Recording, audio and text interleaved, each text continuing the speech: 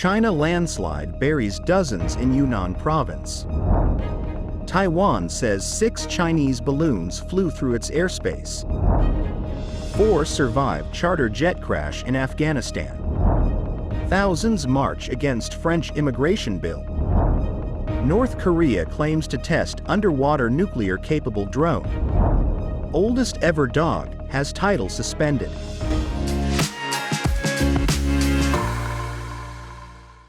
Hello, I'm Wade Lee. Thank you for joining us on Funday News.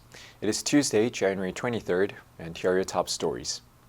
CCTV said on Monday that about 18 households were buried and more than 200 people were evacuated.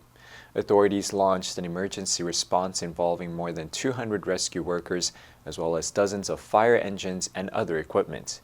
Landslides are common in Yunnan, a remote region of China where steep mountain ranges butt against the Himalaya plateaus.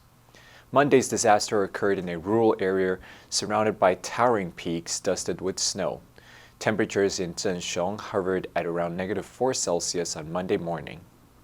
Authorities said about 500 people had been evacuated. There was no immediate official explanation of the cause. China has experienced a string of natural disasters in recent months, some after extreme weather events such as sudden heavy downpours. The landslide comes just more than a month after a 6.2 magnitude earthquake struck the northwest between the Gansu and Qinghai provinces, killing at least 149 people and triggering heavy mudslides. Nearly 1,000 people were injured and more than 14,000 homes were destroyed. It was China's deadliest earthquake in 9 years. Taiwan said Monday that 6 Chinese balloons either flew over the island or through airspace just north of it, while Chinese warplanes and Navy ships were also detected in the area. The dispatch of such balloons, which generally disappear into the Pacific to the east, appears to be on the rise, though their purpose have not been publicly announced. The Defense Ministry noted the balloon sighting on a list of Chinese People's Liberation Army activities in the waters and airspace around Taiwan. One passed near the southern city of Pingdong, while the other flew just north of the port of Keelung, where Taiwan has an important naval base.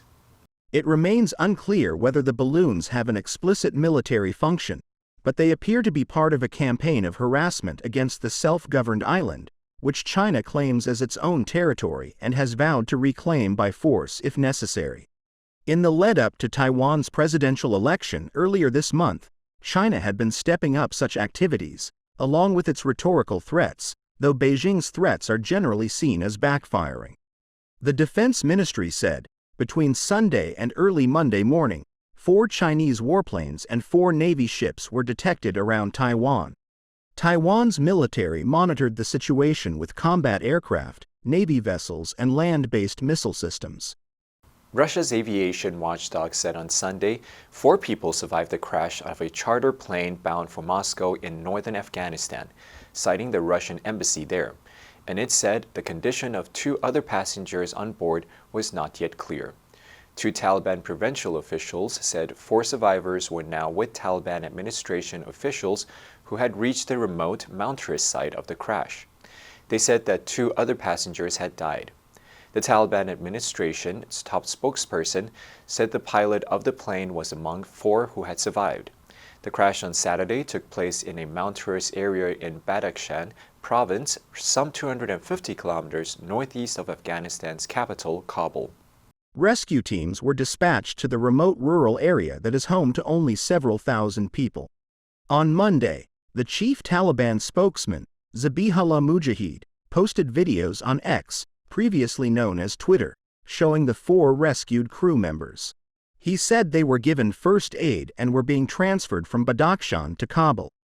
He said the 4 are in good health. The Taliban-run Afghan Aviation Ministry said in a statement on X that the plane's planned route did not include passing through Afghanistan's airspace and that, probably due to technical issues, the plane had diverted from its planned route. The statement said a ministry technical team was investigating the matter.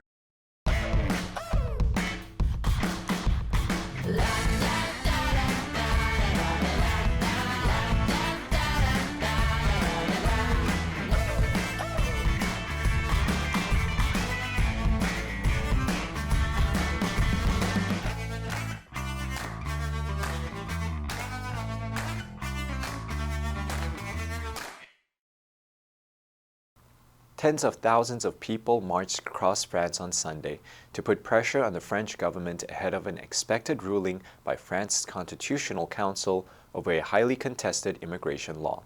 The enshrining of the bill, demonstrators believe, would be a victory for the far right. The Interior Minister put the number of demonstrators at 75,000, while the CGT union said 150,000 people had demonstrated on Sunday. Over 200 prominent figures had called for the rally, which saw several left-wing leaders in attendance. The immigration law reflects what appears to be centrist Macron's most recent efforts to tilt the government to the right, notably ahead of European election in June, with the far right bounding forward in popularity, according to polls. People gathered across all of France in protest against the bill, including nearly 2,000 people in Lyon and 3,000 people in Bordeaux. "We call on the president not to promulgate this law," wrote those behind the call to demonstrate, including leaders of the country's main labor unions. The signatories of the call wrote that the bill was drafted under the dictation of the fear-mongers who dream of imposing their national preference project on France. At issue are Parliament's numerous additions to the initial text, pushing the bill further to the right. The text now includes many controversial measures, including tougher access to social benefits, the introduction of migration quotas, and the reinstatement of the offense of illegal residents. North Korea on Friday claimed it had successfully tested an underwater nuclear weapons system earlier last week in response to naval drills by the United States, South Korea, and Japan. According to North Korea's state media, its military conducted a new test of its underwater nuclear-capable drone, the HALE, in waters off the southern end of the peninsula, in response to what it described as frantic and provocative U.S. allied military exercises.